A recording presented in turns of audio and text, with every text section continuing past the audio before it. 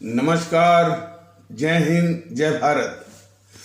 भारतीय अवाम ताकत दल अपने भारतीय भाई बहनों अर्थात अपने देश भारत की जनता अर्थात अपनी भारतीय अवाम से भारतीयता आधारित आपसी श्रद्धा, भारतीयता आधारित आपसी स्नेह, भारतीयता आधारित आपसी प्रेम, भारतीयता आधारित आपसी अखलाक मोहब्बत, भारतीयता आधारित आपसी सहयोग, भारतीयता आधारित आपसी सम्मान, भारतीयता आधारित आपसी एकता, भारतीयता आधारित आपसी भाईचारा तथा भारतीयता आधारित आपसी सद्भाव को समझने व उसे आत्मसात करके वैसा ही और उसी अनुसार आचरण एवं व्यवहार करने हेतु और इसके समस्त भारत में प्रचार प्रसार करने हेतु और इसकी अहमियत और महत्व को प्रत्येक देशवासी को समझाकर उसे अपनाते हुए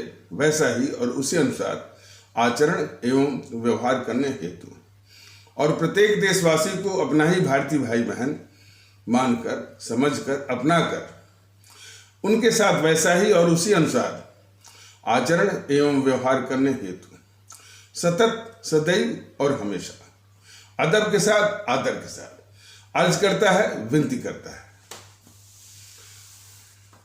कल एपिसोड में बताया गया था कि जो यूक्रेन और रूस के बीच में जो युद्ध हो रहा है और कई यूट्यूब पर यह देखा गया जो हमारे इस देश की आवश्यकता है उसके अनुसार कि यूक्रेन में रूस वही कर रहा है जो तिब्बत के मामले में वो गद्दार जवाहरलाल नेहरू को करना चाहिए था और उसने कार्रवाई ही नहीं की बल्कि तिब्बत को अपने दुश्मन चीन के हाथों में सौंप दिया।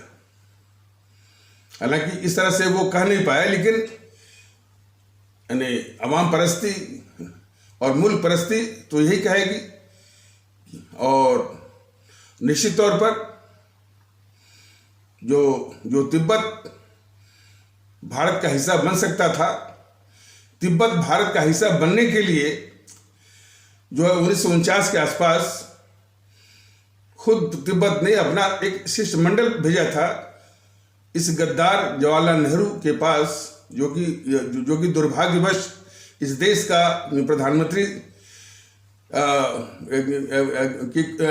की सत्ता पर जो है वो काबिज था।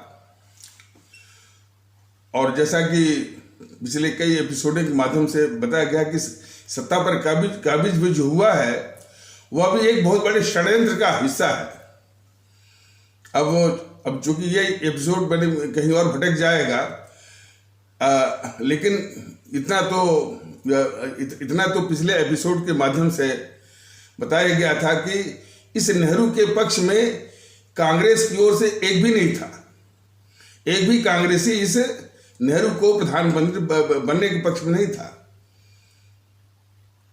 उसका अधिकांश कांग्रेस के लोग सरदार वल्लभ भाई पटेल को प्रधानमंत्री के रूप में देखना चाहते थे और उनको बनाना चाहते थे।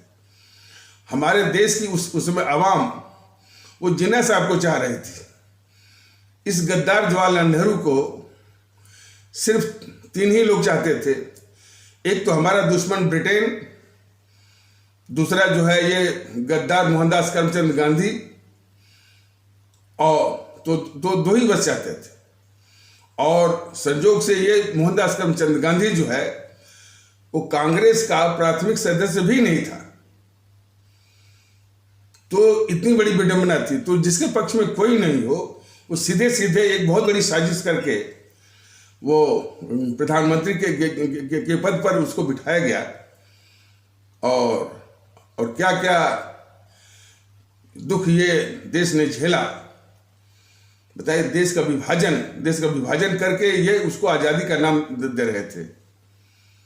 देश को बांट करके ये दोनों गद्दार या इन गद्दारों के चमचे जो है 15 अगस्त 1947 को आज़ादी का नाम दे रहे थे जिसने हमारे देश को बंटवाया।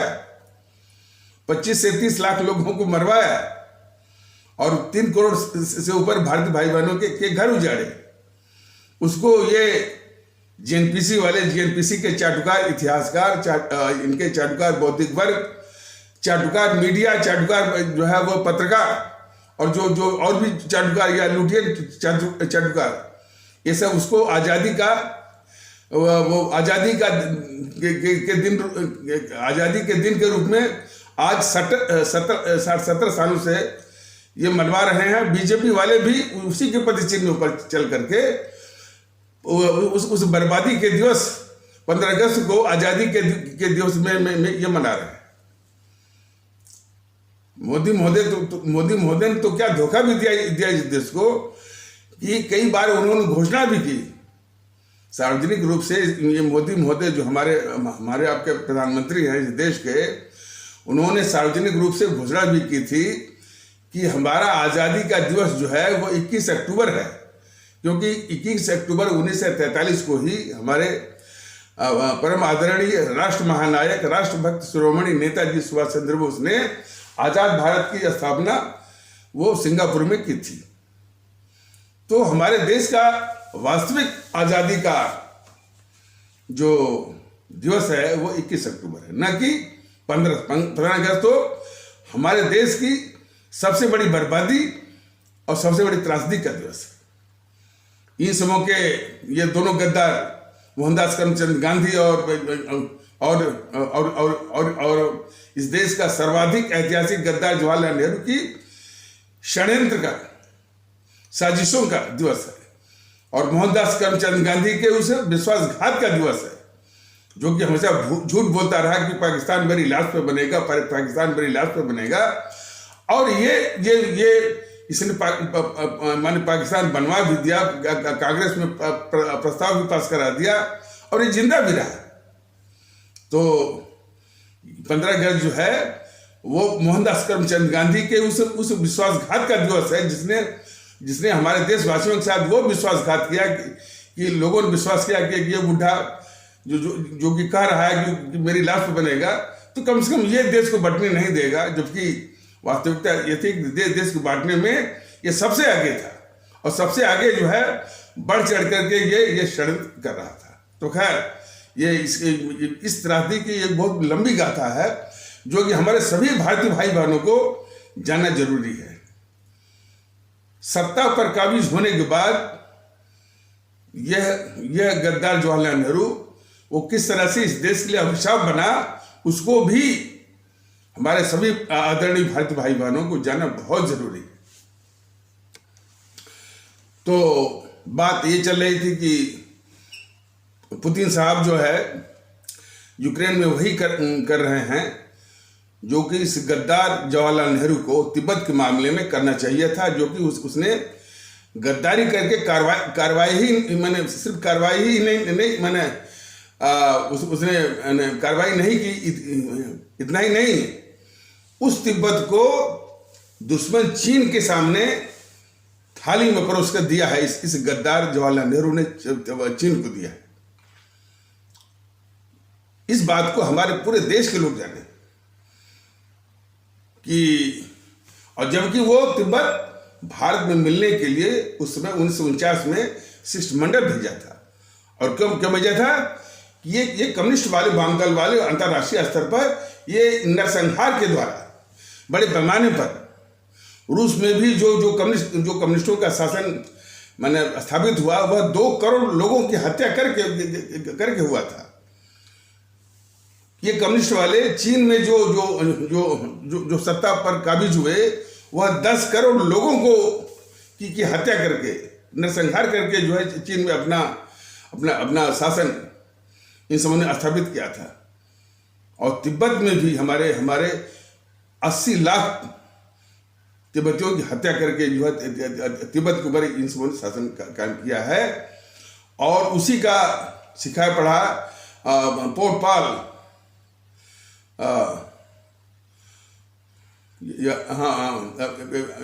पाटपोल जो कंबोडिया में, या जिसको कंबोडिया भी कभी कहते हैं, उसने 20 लाख लोगों को मरवा करके वहाँ जो है वामपंथियों का शासन वहां कायम हुआ। तो हत्या नरसंहार वो भी बड़े पैमाने पर, ये बात कई बार बताई गई है और आगे भी बताया जाएगा। ये बहुत जरूरी है कि ये वाम दल बस खोटा कुछ भी हो कि मजदूरों कहा गया, लेकिन ये बड़े पैमाने पर हत्यारे हैं और दुनिया के सबसे बड़े आतंकवादी हैं। तो उसी नरसंहारी विस्तारवादी नीति से डर, माने वामपंथियों के डर, वामपंथियों के नरसंहारी विस्तारवादी गतिविधियों से डर करके, आतंकित होकर के तिब्बत का शिष्टमंडल इस माने जो गद्दार था जवाहरलाल नेहरू, जो कि दुर्भाग्यवश अपने देश के प्रधानमंत्री पद पर काबिज था, उसे मिलने के लिए वो तिब्बत का शिष्टमंडल आया था सिर्फ तिब्बत को भारत में मिलाने के लिए। जो तिब्बत खुद मिलने आ रहा है, उसके शिष्टमंडल से ये गद्दार जवाहरलाल नेहरू मिला नहीं, बल्कि इसने एक चिट्ठी तैयार करवाई कि भारत चीन की संप्रभुता या उसके अधिकार को तिब्बत के ऊपर की मान्यता देता है। इस आशय का एक पत्र जो है इसने तैयार करवाया, इस गद्दार जवाहरलाल नेहरू ने, और अपने किसी चमचे, वो भी देश का गद्दारी था, के.एम. पनिकर के जरिए वो चिट्ठी जो है अपने दूत के.एम. पनिकर के द्वारा उस माओ से तुंग भी कहते हैं उसको, मैंने जो उसमें चीन का शासक था उसको माओ से तुंग भी कहते हैं या माओ जिडांग भी कहते हैं, दोनों शब्द का प्रयोग होता है। तो माओ जिडांग या माओ से तुंग को के पास एक चिट्ठी भेजी तैयार करके इस गद्दार जवाहरलाल नेहरू ने कि भारत चीन के ऊपर नहीं, भारत तिब्बत के ऊपर चीन की संप्रभुता को या सीधे शब्दों में कहा जाए कि अधिकार को की मान्यता देता है। कौन? तिब्बत, जो तिब्बत खुद भारत में मिलने के लिए चीन के डर से शिष्टमंडल भेजा था। जरा देखिए कि किस स्तर का ये भारत का दुश्मन था। ये क्या नाम है, ये नेहरू, गद्दार नेहरू। और जब वो चिट्ठी दिलवा दिया, तब वो शिष्टमंडल को, तिब्बत के शिष्टमंडल को ये कहता है गद्दार नेहरू कि अब आप लोग जाकर के चीन के शासकों से मिलिए, चीन के नेताओं से मिलिए। ऐसा कभी आपने कल्पना किया था कि जो तिब्बत, अच्छा, और तिब्बत का महत्व है कि वो सामरिक दृष्टिकोण से बहुत ही महत्वपूर्ण है। कल्पना करें कि यदि वो तिब्बत आज भारत के साथ होता तो चीन की अपेक्षा भारत जो है सामरिक दृष्टिकोण से बहुत बहुत ऊपर होता। चीन का क्षेत्रफल भारत के क्षेत्रफल का 2/3 है। चीन भारत में मिलने के लिए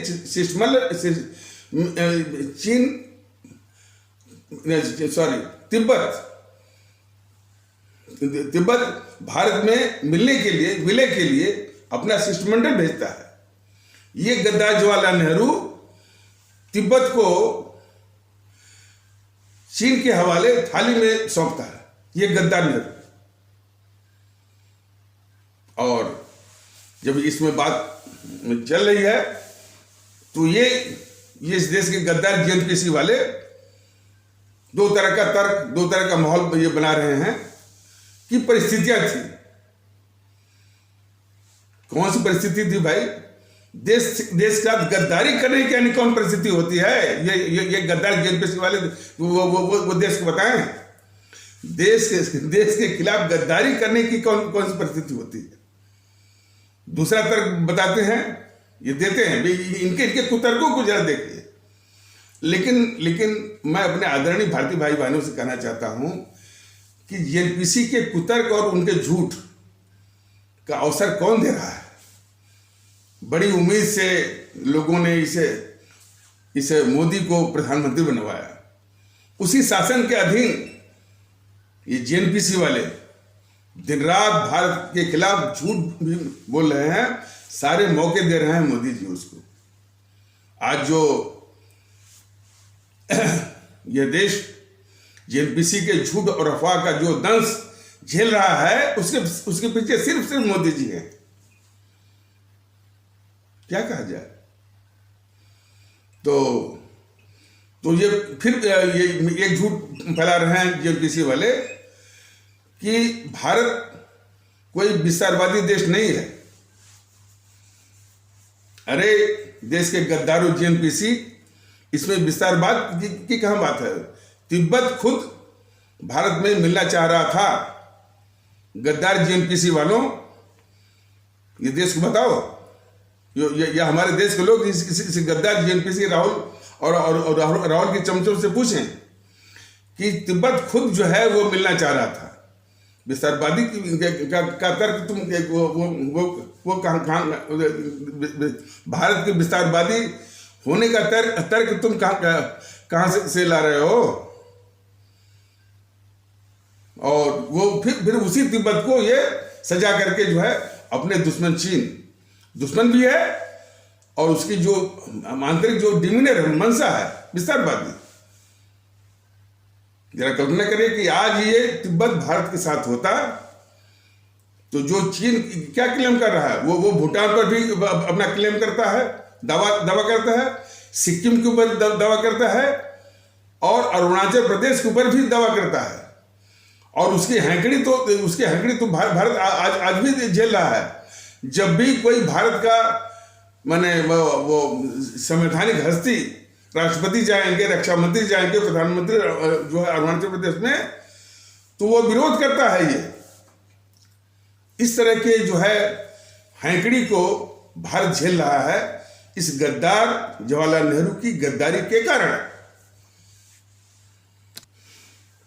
तो नरसंहार करके जब चीन की कम्युनिस्ट पार्टी तिब्बत के ऊपर कब्जा कर रही थी, तो इस गद्दार जवाहरलाल नेहरू ने चीन को सामरिक दृष्टि से उसको मना किया कि अभी तुम जो अभी तिब्बत के ऊपर, ये कब की बात है? 1949 की बात है। तो 1949 में जब ये नरसंहार करके कम्युनिस्ट वालों ने चीन पर कब्जा किया, तो उस चीन की हालत विश्व स्तर पर, अंतर्राष्ट्रीय स्तर पर वही थी जो इसमें अफगानिस्तान में तालिबान की है। बिल्कुल अछूत, न कोई इसे बोलने वाला करने वाला। उस नरसंहारी कम्युनिस्टों को जो है अंतर्राष्ट्रीय स्तर पर मान्यता दिलाने वाला ये हमारे देश का गद्दार जवाहरलाल नेहरू था। और उसने चतुराई कहिए क्या, मतलब कि देश की गद्दारी कर, देश के खिलाफ गद्दारी कर लीजिए। उसने चीन से कहा कि ये अभी ये वक्त नहीं है चीन पर कब्जा करने का। पहले मैं तुमको संयुक्त राष्ट्र संघ का सदस्य बनवा देता हूं, तब इसके बाद कब्जा करो। क्योंकि इस समय यदि तिब्बत के ऊपर कब्जा करने का जो नरसंहारी गतिविधि चलाओगे, तो ये इंग्लैंड और अमेरिका जो है वो उसका विरोध करेंगे और संयुक्त राष्ट्र संघ का सदस्य बनने में दिक्कतें आएंगी, परेशानियां आएंगी। तो अभी इसको रोक दो।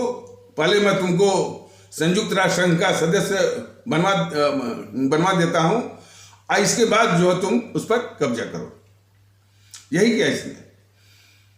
उस समय का इंटरनेशनल परिया, यानी अंतर्राष्ट्रीय स्तर पर अछूत और भारत का दुश्मन चीन को इसी गद्दार जवाहरलाल नेहरू ने संयुक्त राष्ट्र संघ का सदस्य बनवाया। और इतना ही नहीं, भारत जो है संयुक्त राष्ट्र संघ का बुनियादी सदस्य है, संस्थापक सदस्य है। तो इसी सम्मान में संयुक्त राष्ट्र संघ ने भारत को सुरक्षा परिषद, सिक्योरिटी काउंसिल में परमानेंट सीट जो कि इसमें 5 लोगों को मिली हुई है। किसको? रूस, अमेरिका, फ्रांस, ब्रिटेन और चीन। तो जो चीन को मिली हुई है उसी पे समझाइए, तो वो वास्तव में भारत को मिली हुई थी, क्योंकि भारत संयुक्त राष्ट्र संघ का बुनियादी या संस्थापक सदस्य उसी सम्मान में मिली थी। ये गद्दार जवाहरलाल नेहरू संयुक्त राष्ट्र संघ की अस्थाई सीट वाली, परमानेंट सीट वाली, वीटो पावर वाली वो सीट जो है, जो कि भारत को मिली थी, उसको इसने, इस गद्दार जवाहरलाल नेहरू ने चीन को दे दिया।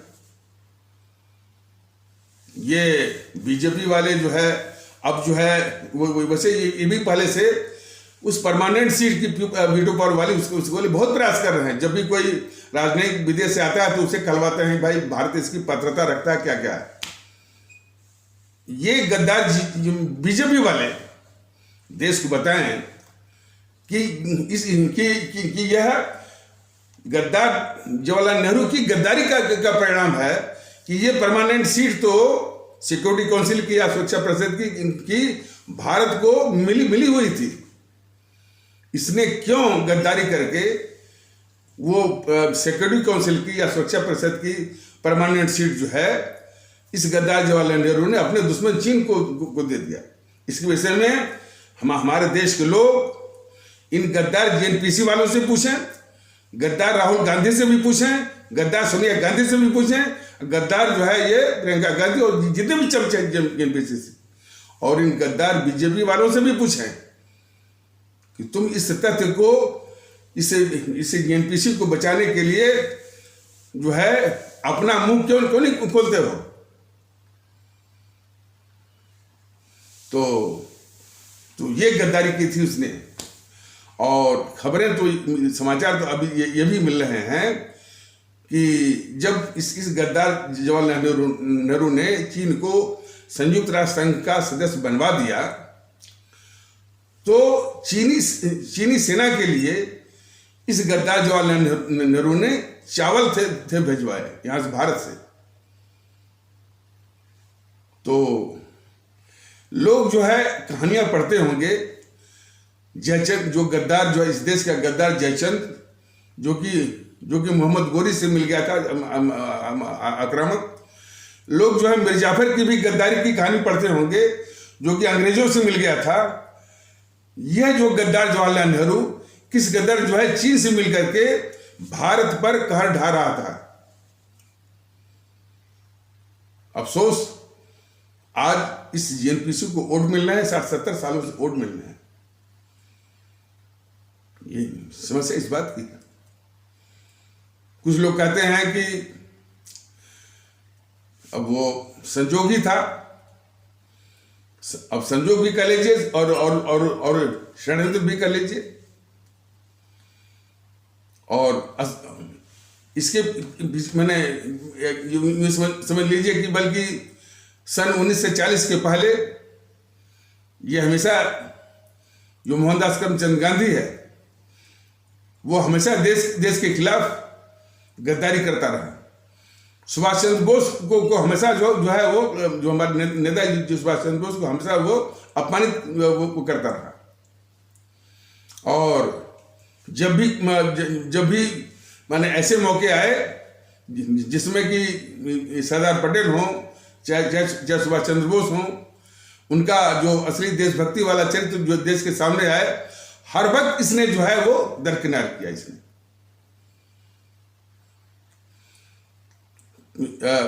कहने का तात्पर्य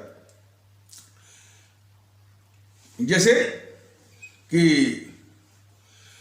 ये यानी जो माने आज़ादी की लड़ाई के वक्त में ये कांग्रेस वाले कभी भी संपूर्ण आज़ादी की बात, ये सब संपूर्ण आज़ादी की अंग्रेज यहाँ से जाए पूर्ण रूप से, इसकी बात जो है कांग्रेस वालों ने कभी नहीं की।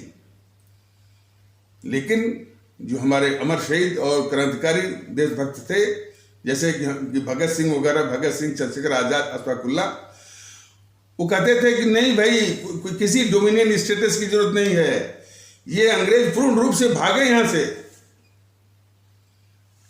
तो ये नारा, ये मुद्दा जो है बहुत ही लोकप्रिय होने लगा देश में। तो अमर शहीदों के इसी मुद्दे को इस कांग्रेस ने चुराया। और ताकि वो लोकप्रिय मांग जो है अब कांग्रेस उठाएगी अपने अधिवेशन में। तो उसमें भी उसमें भी वरीयता या नंबर बनता था सरदार पटेल को कांग्रेस अध्यक्ष बनने का। उसमें फिर इसने वो लकड़ी लगाई और इस गद्दार नेहरू को ही जो है वो उस समय कांग्रेस का अध्यक्ष बनवाया, ताकि जो है वो संपूर्ण स्वराज यानी कंप्लीट इंडिपेंडेंस की जो घोषणा हो, जिससे कि लोकप्रियता बढ़े, वह जो है सरदार पटेल के द्वारा नहीं बल्कि इस गद्दार जवाहरलाल ने जो कि तब भी गद्दारी करता था, लेकिन इसकी गद्दारी जो है सन 46 से इसकी गद्दारी जो है वो देश के सामने आने लगी थी। तो इस गद्दार जवाहरलाल नेहरू को सिर्फ लोकप्रिय बनाने के लिए इस गद्दार मोहनदास करमचंद गांधी ने, जबकि नंबर बनता था सरदार पटेल को माने कांग्रेस का अध्यक्ष बनने का, तो इसने जो है अध्यक्ष बनवाया उस गद्दार जवाहरलाल नेहरू को 1929 में।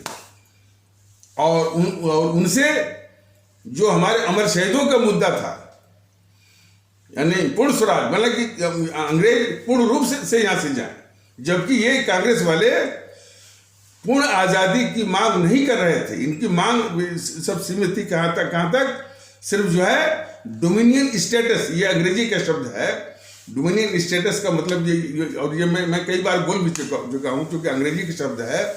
डोमिनियन स्टेटस का मतलब है कि भाई ये माने ये भारत जो भी पद्धति चाहता है वो शासन पद्धति लगा सकता है, लेकिन अंतिम जो शक्ति है, फाइनल अथॉरिटी जो है, जो अल्टीमेट जो पावर है, वो इंग्लैंड ही रहेगा। अंतिम फैसला उसी के हाथ में रहेगा, बाकी जो चाहे भारत करे। इस तरह की व्यवस्था को बोलते हैं डोमिनियन स्टेटस। ये इतना ही मांग रहे थे, लेकिन हमारे ये अमर शहीद जो शहीद आजम भगत सिंह, अमर शहीद चंद्रशेखर आजाद, अमर शहीद अशफाकुल्लाह इत्यादि, या अमर शहीद ये खुदीराम बोस इत्यादि जो है, वो पूर्ण रूप से अंग्रेजों को भगाने के लिए जो है वो अपना अभियान, अपनी शहादत और कुर्बानी दे रहे थे। तो अंग्रेजों को पूर्ण रूप से भगाने का जो मुद्दा जो है, जब देश में लोकप्रिय होने लगा, तो उसी मुद्दे को चुराने के लिए इन गद्दार कांग्रेसियों ने, गद्दारी को बोला जाएगा, चुराने के लिए पूर्ण स्वराज की घोषणा की तैयारी कर ली थी, जो कि घोषित भी हुआ है। जो वो 30 दिसंबर 1929 को लाहौर में रावी नदी के तट पर या उसके किनारे।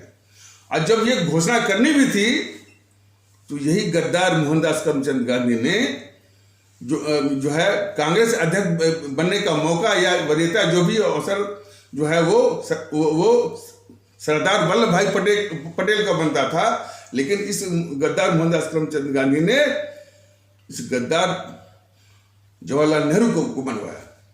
यानी वो लोकप्रियता जो कि सरदार पटेल को मिल सकती थी और मिलनी भी चाहिए थी, वो इसके इस गद्दार जवाहरलाल नेहरू के हवाले किया इसने। तो उसने जो है वो हमारे अमर शहीदों का वो मुद्दा, यानी संपूर्ण स्वराज या पूर्ण स्वराज का मुद्दा, इन्होंने चुरा करके 1929 में एक घोषित किया। तो उसमें भी इसने गद्दारी की मोहनदास करमचंद गांधी ने। इस समय जो जितने भी बीजेपी के सिपह सालार हैं या उसके जो बौद्धिक वर्ग हैं, जो इसमें मोहनदास करमचंद गांधी की गद्दारियों के विषय में भारतीय जनता दल पहली बार अब तक किसी भी दल ने जो मोहनदास करमचंद गांधी की जो गद्दारी देश के खिलाफ है, इसके विषय में कोई भी दल अब तक बताया नहीं देश को। तो भारतीय जनता दल जब ये बता रहा है,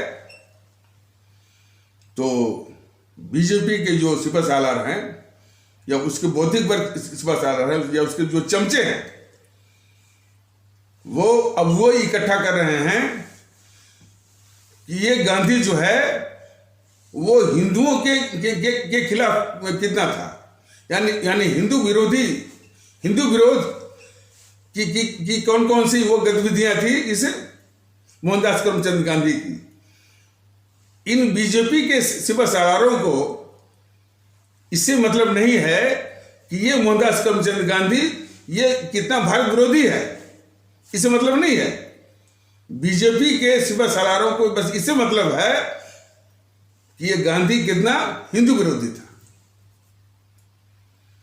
ये साजिश, और इसके पीछे साजिश क्या है कि मान लीजिए ये बीजेपी के सिपह सालारों द्वारा यदि मोहनदास करमचंद गांधी के हिंदू विरोधी वाली बात को इकट्ठा करके देश के सामने रखेंगे तो जो आवश्यकता है देश को कि ये देश को जानने की भाई ये कितना भारत विरोधी था ये मोहनदास करमचंद गांधी, ये बात जो है ढक जाएगी उसी के नीचे। और काफी लोग ऐसे हैं जो कि इसके समर्थन में नहीं भी आ सकते हैं। तो ये साजिश बीजेपी कर रही है उस गद्दार मोहनदास करमचंद गांधी को बचाने की, कि उसके सिपह सालार जो है ये इकट्ठा कर रहे हैं, ये सबूत इकट्ठा कर रहे हैं कि वो कितना वो जो है हिंदू विरोधी था। जैसे कोई वो बताते हैं कि किसी ने जो है वो माने देवी देवताओं के विषय ने कुछ कहा तो ये मोहनदास करमचंद गांधी कह रहा है कि ये तो मुसलमानों का अधिकार है, और वही जब पलट करके वो सब कर रहे हैं तो फिर ये अपने जो इसका था ना नवजीवन इसका हमारे अखबार था वो दूसरी भाषा बोल रहा है। और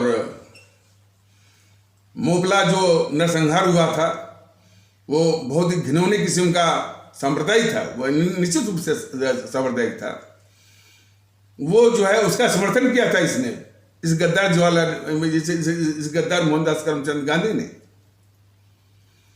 तो ये हर जगह उस चीज का समर्थन इसने किया है गद्दार मोहनदास करमचंद गांधी ने, जिससे कि हिंदू मुस्लिम एकता को धक्का लगे। ये उसकी मंशा है। हमारे देश के लोगों को जानना चाहिए कि हिंदू मुस्लिम एकता जो है वह अंग्रेजों के लिए सबसे बड़ी बाधा थी शासन करने में। वो सबसे अधिक उनके दिमाग में खटकता था। हिंदू मुस्लिम एकता को तोड़ के रखना है, तोड़ कर रखना है, तो तोड़ देना है, बिल्कुल खंड खंड कर देना है। ये अंग्रेजी सरकार की नीति का एक अनिवार्य हिस्सा था। तो उसी अंग्रेजों की पॉलिसी को, अंग्रेजी की नीति को ये गद्दार मोहनदास करमचंद गांधी जो है पूरा कर रहा था। वो इस तरह से व्यवहार कर रहा था कि हिंदू मुस्लिम एकता कभी भी स्थापित ना हो। इसीलिए जो है मैंने वो हिंदू समुदाय पर जो है जब इस तरह के मोपला टाइप का वो अत्याचार होते थे तो उसका समर्थन करके हमारे देश में हिंदू मुस्लिम एकता को बिखेरने के लिए ये गद्दारी करता था मोहनदास करमचंद गांधी। तो मोपला जो उसको आंदोलन का नाम दिया है, वो तो नरसंहार था। और उस नरसंहार को ये मोहनदास करमचंद, ये गद्दार मोहनदास करमचंद गांधी क्या बताएगा, अन्नी बिसंत जो कि आयरलैंड की आई थी, जो कि भारत में इसी आज़ादी में भी उनकी भागीदारी भी है। उन्होंने भी उस मोपला नरसंहार की आलोचना किया था। लेकिन ये जो गद्दार मोहनदास करमचंद गांधी इसलिए समर्थन किया था कि हिंदू मुस्लिम एकता स्थापित न हो। इसको आप समझिए। और ये गद्दार मोहनदास करमचंद गांधी की और भी गद्दारियां हैं। जैसा कि बताया गया है कि हमारे देश में इस्लाम आस्था वाले भारतीय भाई बहनों के तबके से वो प्रवृत्त आज भी है। कुछ ऐसे तत्व हैं जो कि इसी देश में हमारे जितने भी महापुरुष हैं, जैसे मान लीजिए कि स्वामी विवेकानंद हैं, रामकृष्ण परमहंस हैं, नानक जी हैं, कबीर हैं, इनमें वो अपने आदर्शों को नहीं आदर्शों को नहीं ढूंढते हैं। जबकि इस समय काफी ये परिवर्तन आ गया है कि हमारे इस्लाम आस्था वाले भारतीय भाई बहनों की एक अच्छी खासी तादाद जो है यहीं के जो आदर्श पुरुष हैं, यहीं के महापुरुष हैं, अब उनको अपना आदर्श जो है वो मानने लगे हैं। और हमने तो बिल्कुल हाल का वीडियो देखा था कि एक इस्लाम आस्था वाले भारतीय भाई बहनों के तबके की एक महिला थी या भारतीय हमारी भारतीय बहन थी, वो इस योगी से बहस चल रही थी, व्यक्तिगत बहस चल रही थी, वो पूरा मजमा था, व्यक्तिगत बहस चल रही थी। वो बराबर जो है वो कह रही थी कि भाई हमारे देश में स्वामी विवेकानंद और सूफी संत जैसे लोग महात्मा हुए हैं, तो ऐसे लोगों की तादाद काफी बढ़ रही है, किसमें हमारे इस्लाम आस्था वाले भारतीय भाई बहनों के तबके से, जो कि इसी देश में तमाम जो इस मिट्टी के आदर्श रहे, इस मिट्टी के महापुरुष हैं, जैसे कि स्वामी विवेकानंद, तो उनको भी अपने आदर्श के रूप में मानने वालों की संख्या हमारे इस्लाम आस्था वाले भारतीय भाई बहनों के तबके में उनकी तादाद बढ़ रही है। लेकिन जो उसमें जो है 1918 के वक्त में अब ये स्थिति नहीं थी, और जो कट्टरवादी किस्म के तत्व थे वो भारत में अपने महापुरुषों या आदर्श को न ढूंढ करके भारत के बाहर वो ढूंढने की जो उनकी प्रवृत्ति और आदत थी, उसी आदत के चलते वो टर्की में वो खलीफा जो कि वो था कमाल अतातुर्क था या कोई था, जो भी रहा हो, तो वहाँ के जो खलीफा के संबंध में उसके समर्थन में यहाँ के जो है हमारे देश के जो इस्लाम आस्था वाले भारतीय भाई बहनों के तबके के जो कट्टरवादी तत्व है वो एक आंदोलन चलाए उसके समर्थन में। ये गद्दार मोहनदास करमचंद गांधी हमारे इस्लाम आस्था वाले भारतीय भाई बहनों के तबके के कट्टरवादियों द्वारा चलाए गए खलीफत आंदोलन को इसने राष्ट्रीय आंदोलन बनवाया। कैसे बनवाया? तो 1919 में जो हमारे देश के इस्लाम आस्था वाले भारतीय भाई बहनों के तबके की जो कट्टरवादी तत्व जो है वो टर्की के खलीफा के समर्थन में जो खलीफत आंदोलन चला रहे थे, उसको हमारे देश के कट्टरवादी तत्वों के द्वारा जो खलीफत आंदोलन चल रहा था इस देश में, उसको सबसे पहले ये गद्दार मोहनदास करमचंद गांधी ने उसका पहले नाम वो बदलवाया। खलीफत आंदोलन का नाम बदल करके इसने नाम उसका दिया खिलाफत आंदोलन, और खिलाफत आंदोलन का नाम देकर के फिर उसको राष्ट्रीय आंदोलन का नाम दिया इसने, और उस राष्ट्रीय आंदोलन को आजादी की लड़ाई के आंदोलन से जोड़ दिया इसने। बताइए, कट्टरवादियों के आंदोलन को ये गद्दार मोहनदास करमचंद गांधी जो है वो आजादी की जंग का आंदोलन का नाम इसने दिया। देखिए, ये गतिविधियां कोई उनके समर्थन के लिए नहीं, ये जितने भी तत्व हैं वो अंग्रेजी सरकार की नीतियों को आगे बढ़ा रहे थे, यानी हिंदू मुस्लिम एकता को तोड़ने के लिए। तो हिंदू मुस्लिम एकता को तोड़ने के लिए उसमें ये गांधी भी वही कर रहा था, और जो गद्दार जवाहरलाल नेहरू तो खैर उसके साथ में था ही, और कई ऐसे मौके आए हैं।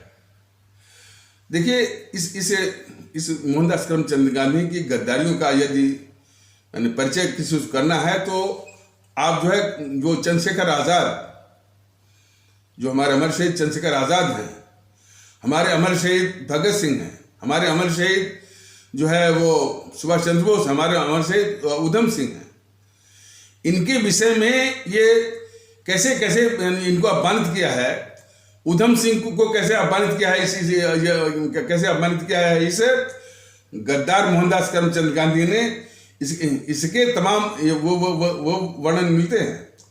उधम सिंह ने जब जलियांवाला बाग का जब मुख्य आरोपी जनरल डायर जिसने कि बैसाखी के दिन जो है गोलियां चलवाई थी, उसको वहां जाकर के कैसे बने इंग्लैंड पहुंचे और इंग्लैंड की ब्रिटेन की संसद में जाके गोली मारा। उसको ये गद्दार मोहनदास करमचंद गांधी कहता है कि ये कायराना वो हरकत है। तो मोहनदास करमचंद गांधी की गद्दारियों का एक बहुत लंबी फहरिस्त है, बहुत लंबा सिलसिला है। ये तब देश के सामने आ पाएगा जबकि इस गद्दार मोहनदास करमचंद गांधी और गद्दार जो जवाहरलाल नेहरू को हटा करके हमारे सुभाष चंद्र बोस की जीवनी, हमारे भगत सिंह की जीवनी, हमारे जो उधम सिंह की जीवनी, हमारे चंद्रशेखर आजाद की जीवनी, हमारे जो है खुदीराम बोस की जीवनी से पूरे देश को परिचय करवा जाए, उसकी चर्चा हो, उसकी संगोष्ठी चले, उसके लेक्चर्स हो, उसके व्याख्यान हो, तब दो फायदा होगा। ये एक तो जो है देश में देशभक्ति और देश के प्रति कुर्बानी का भी भाव आएगा, देशभक्ति भी आएगी, और इन गद्दारों का खास करके मोहनदास करमचंद गांधी के मैंने गद्दार मोहनदास करमचंद गांधी और गद्दार जवाहरलाल नेहरू की गद्दारियों का भी वो काला चिट्ठा भी खुलेगा। तो इसलिए आवश्यक है। कोई ये सवाल कर रहा था कि आप जो है वो सुभाष चंद्र बोस आप कहते रहते हैं, यदि सुभाष चंद्र बोस आते तो क्या होता। देखिए, ये पहले भी बताया गया था कि सुभाष चंद्र बोस को रास्ते से हटाने के लिए तभी ये दोनों गद्दारों ने अपने अपने क्षेत्रों में जो है वो सक्रिय हो गए थे। जब वो करीब यानी 1942 के बाद यानी 1945 के आसपास जब आज़ाद हिंद फौज अपने देश को आज़ाद कराने के लिए अंग्रेजी सेना को हराते हुए, परास्त करते हुए, रंगून से उसको हराते हुए कोहिमा जो कि नागालैंड की राजधानी है, वहां तक आ गई थी। और अंग्रेजों को लगता है कि आज़ाद हिंद फौज जो है अंग्रेजी सेना को हरा करके पूरे भारत पर कब्जा कर लेगी और सुभाष चंद्र बोस का जो है शासन स्थापित हो जाएगा। तो इन सबों की छाती फूलने लगी, इंग्लैंड वालों की भी और साथ में जो है अमेरिका वालों की भी। तो इंग्लैंड और अमेरिका से बराबर इन दोनों गद्दारों को, मोहनदास करमचंद गांधी को भी और गद्दार जवाहरलाल नेहरू को टेलीग्राम आते थे कि किसी भी प्रकार से इस सुभाष चंद्र बोस को भारत की धरती पर आने से रोको। और अमेरिका और इंग्लैंड के टेलीग्रामों में यह स्पष्ट लिखा भी रहता था कि यदि ऐसा नहीं करोगे तो नेहरू की क्या विसात है, गांधी का भी राजनीतिक भविष्य या राजनीतिक जीवन जो है वो खतरे में पड़ जाएगा। तो इस तरह के संदेशों के बाद जो कि वो टेलीग्राम के माध्यम से आ रहे थे, कब जब 1945 के आसपास आज़ाद हिंद फौज अंग्रेजी सेना को हराते हुए इस देश को आज़ाद कराने के लिए जो है वो माने रंगून से कोहिमा तक आ गई थी, तब जो है इस तरह की गतिविधि में ये इंग्लैंड और अमेरिका शामिल हो गए और ये बराबर इन दोनों गद्दारों को टेलीग्राम के जरिए जो है इस तरह से संदेश देने लगे कि भाई सुभाष चंद्र बोस को वो जो है मैंने रोको। तो ये गद्दार मोहनदास करमचंद गांधी जो है उसमें ऑल इंडिया उसमें भी थी ऑल इंडिया रेडियो या आकाशवाणी, जिसे आप कहते हैं आकाशवाणी या all India radio. All India radio पर ये गद्दार मोहनदास करमचंद गांधी जो है हमारे माने भारतीय भाई बहनों को और वो भारतीय भाई बहन जो कि अंग्रेजी सेना में भर्ती थे, दोनों को सुभाष चंद्र बोस और आजाद हिंद फौज के खिलाफ लड़ने के लिए जो है ये आह्वान कर रहा था। तो सुभाष चंद्र बोस या आजाद हिंद फौज जो है कौन, जो इस देश को आजाद कराने के लिए अंग्रेजी सेना के खिलाफ लड़ रहे थे या अंग्रेजों के खिलाफ लड़ रहे थे, उसी सुभाष चंद्र बोस, उसी उनकी आजाद हिंद फौज के खिलाफ जो है ये गद्दार मोहनदास करमचंद गांधी जो है अपने देश के लोगों को और अपने देश के और अपने वो बाकी भाई बहन जो कि अंग्रेज सेना में भर्ती थे, उन दोनों को आह्वान किया आजाद हिंद फौज और सुभाष चंद्र बोस के खिलाफ लड़ने के लिए। तो ये गद्दारी किया इसने मोहनदास करमचंद गांधी ने। और गद्दार जवाहरलाल नेहरू ने क्या किया, उस समय जो परिस्थितियां थी, इस पर जापान पर जो है, जापान के नागासाकी और हिरोशिमा पर बम अमेरिका द्वारा जो है बम गिराए जा चुके थे और जापान जो है वो सरेंडर कर चुका था। जर्मनी में जो है ये हिटलर जो है आत्महत्या कर चुका था। अब सुभाष चंद्र बोस को ये उम्मीद थी कि यदि वो रूस के शासकों को यदि समझ कर सकें, मना सकें, तो वो हो सकता है कि सहायता कर दें। तो वो जो मंगोलिया के रास्ते जो है रूस की ओर वो कूच कर रहे थे। तो अमेरिकन इंटेलिजेंस एजेंसी जो है इस नेहरू को, माने इस तरह की खबरें हैं, बताइए कि भाई तुम्हारा दोस्त जो है वह जो है मंगोलिया और मंगोलिया और रूस में घूम रहा है। तब ये गद्दार जवाहरलाल नेहरू रूसी शासकों से मिलकर के और वहीं पर जो है हमारे नेताजी सुभाष चंद्र बोस को पकड़ा करके रूस या साइबेरिया, उसमें एक साइबेरिया क्षेत्र पड़ता है, साइबेरिया में बहुत घने घने जंगल हैं और उन जंगलों में जो है वो जेल बने हुए हैं, बहुत बिहड़ किस्म की जेल बने हुए। उन्हीं जेलों में ये बंद करवाया गद्दार जवाहरलाल नेहरू ने रूसी शासकों से के माध्यम से। और उन्हीं जेलों में निर्मम यातनाओं के साथ हमारे परम आदरणीय राष्ट्र महानायक राष्ट्रभक्त शिरोमणि नेताजी सुभाष चंद्र बोस की जो है निर्मम यातनाओं के साथ इस गद्दार जवाहरलाल नेहरू ने हत्या करवाई। और फिर इतनी बड़ी साजिश की ओर किसी का भी ध्यान हमारे भारतीय भाई बहनों का ध्यान न जाए, किसी का भी ध्यान न जाए। तो ठीक इसके विपरीत और इसके समानांतर एक कहानी रचवाई कि हमारे नेताजी सुभाष चंद्र बोस की मृत्यु जो है हवाई जहाज दुर्घटना में हुई है ताइवान के पास। और जो विमान वो जापान से चला था रंगून के लिए या सिंगापुर के लिए या अंडमान निकोबार के लिए, जो जिसके लिए भी। तो उस विमान दुर्घटना में नेताजी सुभाष चंद्र बोस की मृत्यु हुई है, ताकि इसी कहानी में उलझा करके देश के लोगों को, सबको और दुनिया के लोगों को इसी में उलझा करके अपने उस साजिश की ओर से ध्यान हटाने का भटकाने के लिए कौन सी साजिश, जिस साजिश के तहत इसने अपने नेताजी सुभाष चंद्र बोस को पकड़वा करके रूस की जेलों में निर्मम यातनाओं के साथ उनकी जो हत्या करवाई थी। ये इस साजिश की ओर किसी का ध्यान न जाए, इसने एक झूठी कहानी वो रचवाई कि नेताजी सुभाष चंद्र बोस की मृत्यु जो है वो हवाई जहाज दुर्घटना में हुई।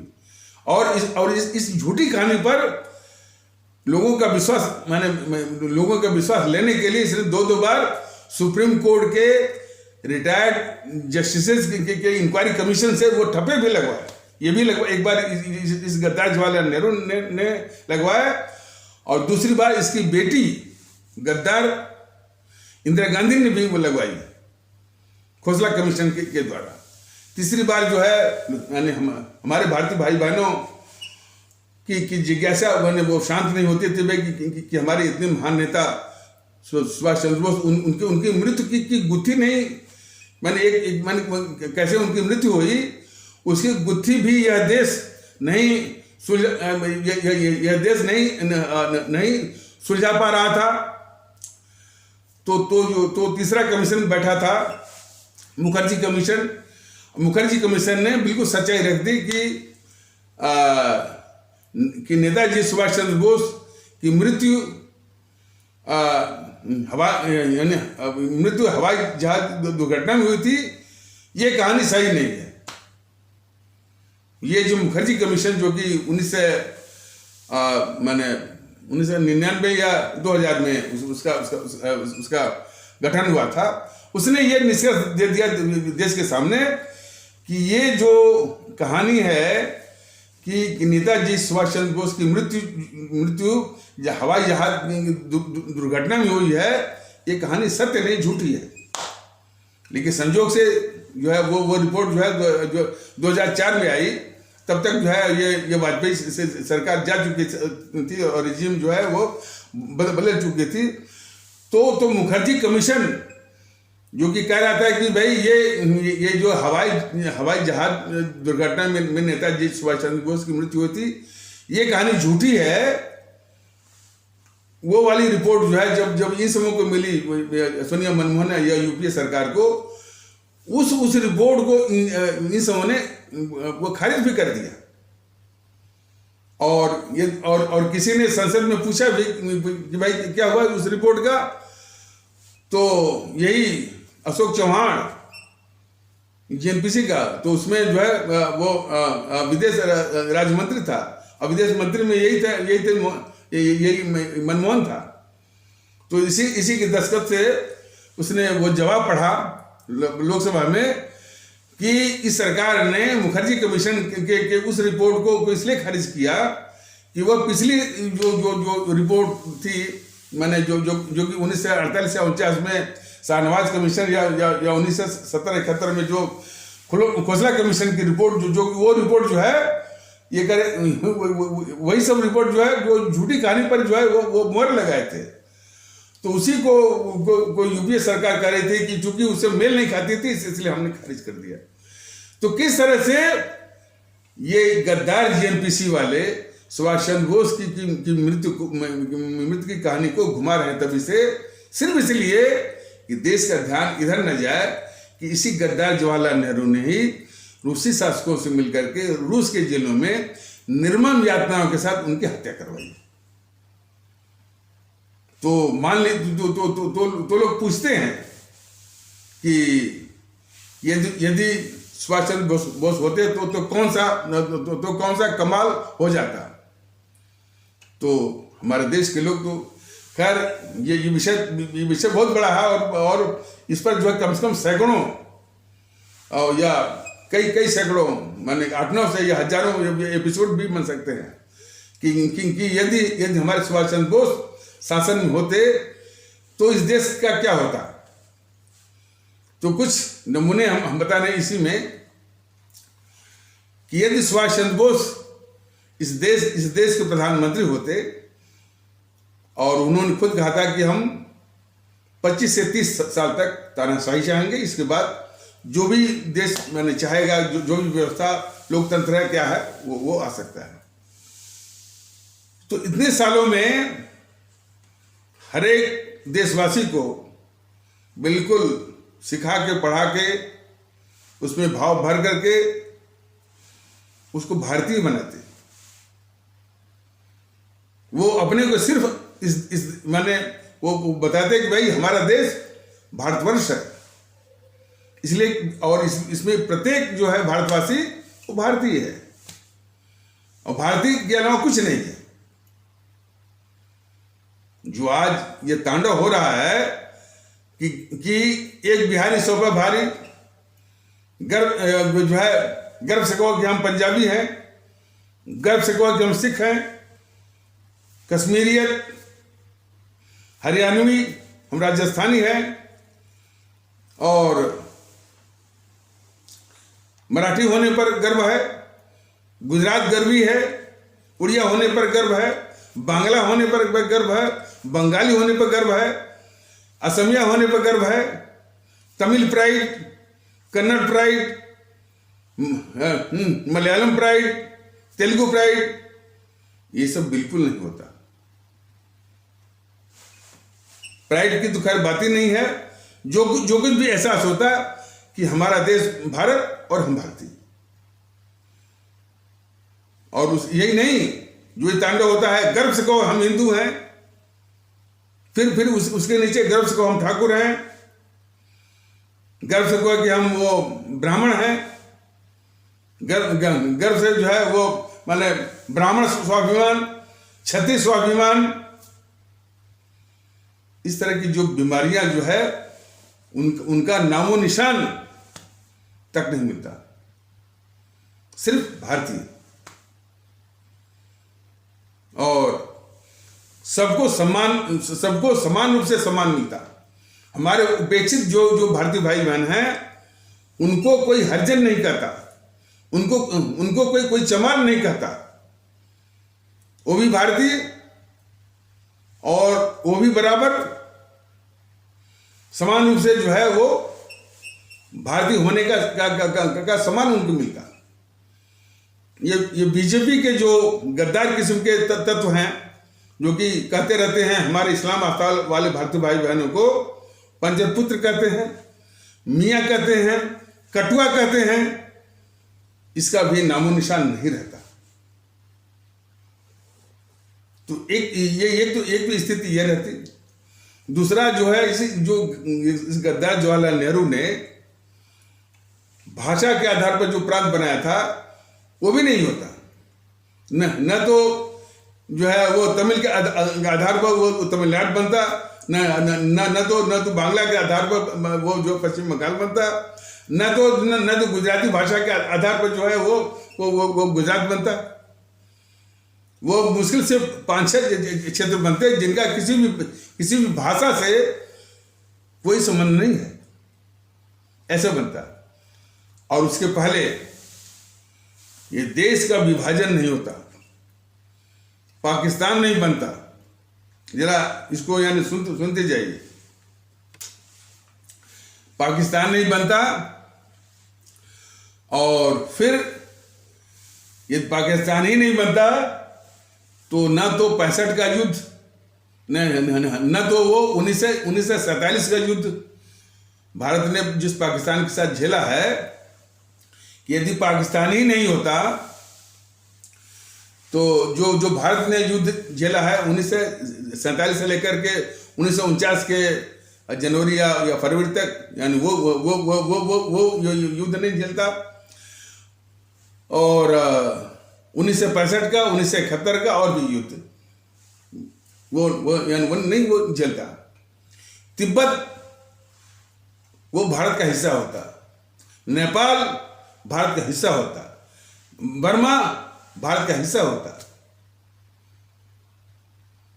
और चीन कभी आंख उठा करके भी भारत की ओर देख नहीं पाता। आर्थिक शक्ति के रूप में वो चीन को बहुत पीछे जो है वो छोड़ चुका होता। आर्थिक शक्ति, सैन्य शक्ति में चीन को ही नहीं, अमेरिका को भी पीछे जो है वो छोड़ चुका होता, और ये राष्ट्र वो भी भारत के रूप में। लेकिन समझ ने क्या बना रखा है, हिंदू राष्ट्र का करके गद्दार जवाहरलाल नेहरू की गद्दारियों को ढकने का एक बहुत बड़ा वो षड्यंत्र है। जैसा कि मैंने बताया ना कि भाई कि आज गद्दार मोहनदास करमचंद गांधी की गद्दारियों की बात जो भारतीय आवाम ताकत दल उठा रहा है, तो अब जब ये बात पहुंच रही है तो ये बीजेपी के सिपह सालार जो उनके चंगू मंगू हैं, वो ये साबित करने में जुटे हुए हैं कि ये मोहनदास करमचंद गांधी जो है देश के गद्दार नहीं थे, वह जो है वो हिंदू विरोधी थे। बताइए, अब हिंदू विरोधी कहते हुए जब यही पेश किया जाएगा तो हिंदू विरोधी में कुछ ऐसे भी तबके हैं कि शायद वो शायद इस बात से सहमत ना हो। कहाँ देश का गद्दार और कहाँ जो है कहाँ जो है वो हिंदू विरोधी। भारतीय अवाम ताकत दल जो अपने देशवासियों को ये बताना चाहता है कि जिसको ये बीजेपी के सिवा सालार गांधी को हिंदू विरोधी साबित करने में जो लगे हुए हैं, उसको हमारे देश को ये समझ लें कि हिंदू मुस्लिम एकता को तोड़ने के लिए ही ये गद्दार मोहनदास करमचंद गांधी जो है उसने हिंदू विरोध की काफी गतिविधियों का सहारा लिया उसने। तो वो हिंदू मुस्लिम एकता का दुश्मन था, और जो हिंदू मुस्लिम एकता का दुश्मन है वह इस देश का दुश्मन है। और हिंदू मुस्लिम एकता को तोड़ने वाले गांधी की तरफ पर ये बीजेपी वाले हैं। इनका जो ध्रुवीकरण का जो साजिश है, जो 80-20 की जो साजिश है, वो क्या है? हिंदू मुस्लिम एकता को तोड़ने वाली। और जो भी इस देश में भारतीय एकता हुआ, चाहे हिंदू मुस्लिम एकता का शत्रु है या तोड़ने वाला है, वह इस देश का गद्दार है। और सुभाष चंद्र बोस होते तो ये जो अपने देश के ऊपर जो कलंक है कि जाट पंचम की चमचागिरी में गाया हुआ गाना जो है हमारे ऊपर एक कलंक के रूप में, राष्ट्रगान के रूप में पड़ा हुआ जनगण मन अधिनायक जो है, ये जाट पंचम जो आया था शायद 1906 या 7 के आसपास, उसकी चमचागिरी में गाए हुए गीत को इस गद्दार जवाहरलाल नेहरू ने जो राष्ट्रगान इसने बनवाया है, इसका स्थान पर हमारा सिर्फ वंदे मातरम ही जो है हमारा राष्ट्रगान होता। और देशभक्त और देश में देशभक्ति का माहौल होता, और देशभक्ति का माहौल होता तो ये कदापि इसका मौका नहीं मिलता कि देश को बांटो, 25 से 30 लाख लोगों को मरवाओ, 3 करोड़ से घर को उजाड़ो, तब भी आपको वोट मिलेगा। इस कलंक की खोज करनी ही पड़ेगी हमारे देश को कि क्यों जिसने 25 से 30 लाख लोगों को मरवाया हो, देश को बांटा हो, पाकिस्तान बनवाया हो, और 3 करोड़ से ऊपर लोग हमारे भारतीय भाई बहनों का घर उजाड़ा हो, उसको वोट मिल रहा है। जिस जीएनपीसी ने हमारे 6000 सिख आस्था वाले भारतीय भाई बहनों का सरेआम कत्ल करवाता है, वो सबसे अधिक एमपी लेकर के सरकार बनाता है। तो ये सब बिल्कुल विभत्स नजारे नहीं होते। जो देश के साथ गद्दारी करता है, केजरीवाल जैसे, जिसका संबंध जो है खालिस्तानियों के साथ मिलता है, जो भारत तेरे टुकड़े होंगे इंशाल्लाह भारत की बर्बादी तक जंग जारी रहेगी, उसका समर्थन करता है। ये उसको दिल्ली वाले जो है उसको जो है मुफ्त बिजली और मुफ्त पानी के चक्कर में उसको मुख्यमंत्री बनाते हैं। ये सब बीमारियां नहीं होती। और इतना जानने के बाद भी ये मोदी उसको शह दे रहा है, उसको बर्खास्त नहीं करता है। ये सारे जो दुखद नज़ारे हैं, दुखद स्थितियां वो न होती, न तो उस माहौल में केजरीवाल जैसे गद्दारों का अता पता नहीं होता। तो काफी चीजें हैं, लेकिन आज उनकी अनुपस्थिति खल रही है। बात तो इतनी ही नहीं है कि इस गद्दार जवाहरलाल नेहरू ने हमारे सुभाष चंद्र बोस की हत्या करवाई। इस हत्या के बाद जो है षड्यंत्र करके जो हत्या करवाई थी रूस के जंगलों में, इसके बाद इसको बड़ी आशंका थी कि पता नहीं हत्या हुई कि नहीं हुई, इसने तो देखा नहीं। तो यह हमारे नेताजी सुभाष चंद्र बोस के परिवार पर, जब तक ये गद्दार जवाहरलाल नेहरू जिंदा रहा, उनके परिवार पर हमेशा जासूसी करवाता रहा कि कौन लोग इनसे मिल रहे हैं। और जो चिट्ठियां भी उनके घर पर आती थी, उसको पहले जो है मैंने जो है खुफिया विभाग के द्वारा उन चिट्ठियों को पहले देखा जाता था कि इन चिट्ठियों में क्या लिखा है, कौन सुभाष चंद्र बोस के परिवार से मिलने आ रहा है, मिलने जा रहा है, इसके लोग कहाँ जा रहे हैं। पूरी जासूसी ये जो है, जब तक ये गद्दार जवाहरलाल नेहरू जिंदा रहा, वो जासूसी वो करवाता रहा। और उसी के चलते जो है 1968 तक वो अंग्रेज अधिकारी जो है, जो हमारा जो खुफिया तंत्र है रा में, उसमें वो मैंने जो हमारा RAW जो हमारा खुफिया तंत्र है, उसमें अंग्रेजों को बिठाया गया था। कब तक? 1968 तक। इसी के लिए हमारे सुभाष चंद्र बोस को, यानी वो भनक के लिए हो सकता है कि कहीं किसी ओर से आ जाए, और सुभाष चंद्र बोस का किसी भी संभावना से भारत में ना आने पाए, अंतिम अस्त्र के रूप में इस गद्दार जवाहरलाल नेहरू ने उसमें के वायसराय या जो है वो 15 अगस्त 1947 के बाद जो पहले गवर्नर जनरल बने थे माउंटबेटन, तो उस माउंटबेटन से मिल करके ये गद्दार जवाहरलाल नेहरू ने एक ऐसा दस्तावेज तैयार करवाया जिसके अंतर्गत हमारे इतने बड़े देशभक्त, जो कि आज भी इन सबों के षड्यंत्र करने के बाद भी वो हम सभी भारतीय भाई बहनों के दिलों में सबसे बड़े देशभक्त और कुर्बानी देने वाले, शहादत देने वाले हमारे परम आदरणीय राष्ट्र महानायक, राष्ट्रभक्त, परम आदरणीय राष्ट्र महानायक, राष्ट्रभक्त शिरोमणि नेताजी सुभाष चंद्र बोस को अंतरराष्ट्रीय अपराधी घोषित कराने वाला ये गद्दार जवाहरलाल नेहरू लॉर्ड माउंटबेटन से मिलकर के वो एक दस्तावेज बनवाया। और उस दस्तावेज के अंतर्गत यानी यह व्यवस्था दी गई कि हमारे परम आदरणीय राष्ट्र महानायक, राष्ट्रभक्त शिरोमणि नेताजी सुभाष चंद्र बोस को बोस यदि भारत में पाए जाते हैं तो उनको पकड़ करके वो इंग्लैंड को सौंपना है। इस तरह का दस्तावेज ये गद्दार जवाहरलाल नेहरू माउंटबेटन के साथ मिलकर बनवाया। तो इसकी गद्दारियों को हमारे देश के लोगों को जानना बहुत जरूरी है।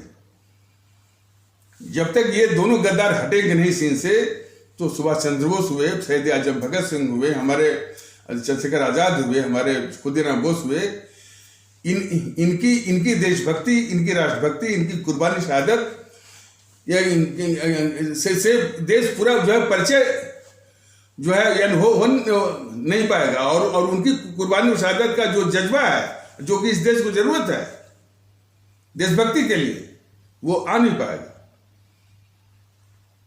और कम से कम सुभाष चंद्र बोस की जीवनी के विषय में लोगों का परिचय होता, तो अगले एपिसोड में मैं बताऊंगा कि किस प्रकार हमारे इस्लाम आस्था वाले भारतीय भाई बहनों ने पूरा का पूरा जो है आजाद हिंद फौज और जो है वो और जो सुभाष चंद्र बोस की पूरी जो मुहिम है, प्रयास है, किस कदर उनकी वो भागीदारी थी। तो उनकी गाथा को पढ़ करके, जान करके हमारे देश में किस तरह का एकता का माहौल आता है, और खास करके हिंदू मुस्लिम के विषय में ये सारी चीजों से यह देश जो है वंचित इसलिए है कि सुभाष चंद्र बोस की जीवनी को हमेशा ये सब दबा के रखे हैं, भगत सिंह की जीवनी को भी ये सब दबा के रखे हैं, गद्दारों की महिमा मंडन का ये वो देश बन गया है। तभी तो 6000 सिखों की हत्या करो और सबसे अधिक यानी एमपी के साथ वो सरकार बनवाओ, 25 से 30 लाख लोगों को मरवाओ, तब भी आपको वोट मिलेगा।